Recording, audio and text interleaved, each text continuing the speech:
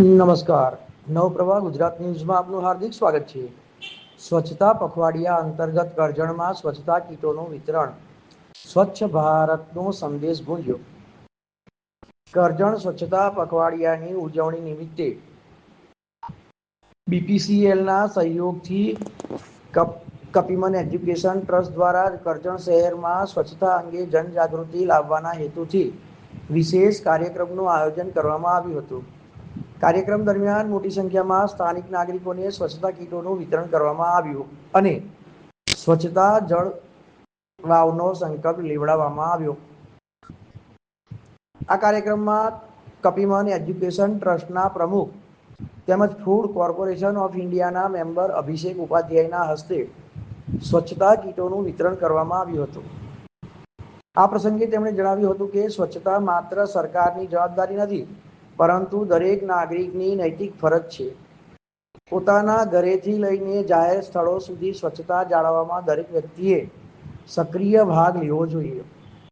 સ્વચ્છ અને સ્વસ્થ સમાજના નિર્માણ માટે જનભાગીદારી ખૂબ જ જરૂરી હોવાનું ભારપૂર્વક જણાવ્યું હતું.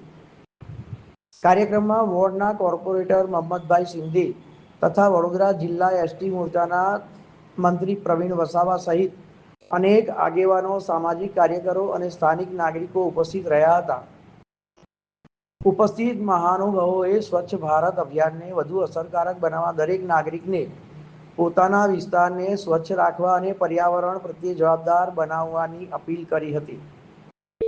સ્વચ્છતા પખવાડિયા આ કાર્યક્રમ દ્વારા નાગરિકોમાં સ્વચ્છતા, આરોગ્ય અને પર્યાવરણ પ્રત્યે જાગૃતિ લાવવાનો સફળ પ્રયાસ કરવામાં આવ્યો હતો. આયોજકોએ ભવિષ્યમાં પણ આવા સમાજલક્ષી કાર્યક્રમો યોજી વધુમાં વધુ લોકોને સ્વચ્છ ભારત અભિયાન સાથે જોડવાનો સંકલ્પ વ્યક્ત કર્યો હતો. જોતા રહો નવપ્રવાહ ગુજરાત ન્યૂઝ, સત્યની સાથે. સ્વચ્છતા પખવાડા હેઠળ બીપીસીએલના માધ્યમથી કપિમન એજ્યુકેશન ટ્રસ્ટ દ્વારા આજે અમે કરજણ નગર લીધું છે. ગઈકાલે અમે ગામડાની અંદર પણ કીટોનું વિતરણ કરેલું. તેમાં અલગ અલગ 13 જેટલી વસ્તુઓ કીટની અંદર આપીએ છીએ કે સ્વચ્છતા માટે જે જરૂરી હોય એ જીવન જરૂરી વસ્તુઓનું વિતરણ ચાલી રહ્યું છે. આજે અમે કરજણ નગર ખાતે ભાઈ મોહમ્મદભાઈ સિંધીના નેતૃત્વમાં એમના વિસ્તારમાં અને બીજા વિસ્તારમાં પણ આ કીટનું વિતરણ કરી રહ્યા છે. કુલ 1100 કીટોનું અમે વિતરણ કરી રહ્યા છે અને લોકોને જાગૃતિ મળે, સ્વચ્છતા રાખવા માટે જાગૃતિ મળે એવા ધ્યેય સાથે આ કાર્ય કરી રહ્યા છે.